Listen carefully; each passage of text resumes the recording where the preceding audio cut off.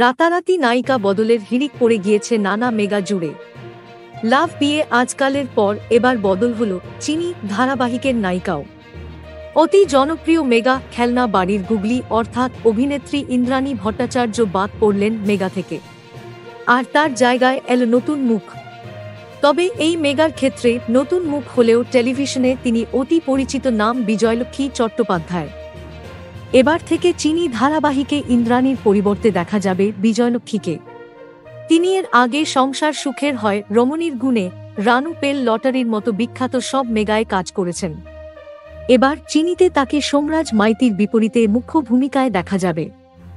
বেশ কয়েক বছর পর চিনির হাত ধরে পর্দায় ফিরছেন অভিনেত্রী।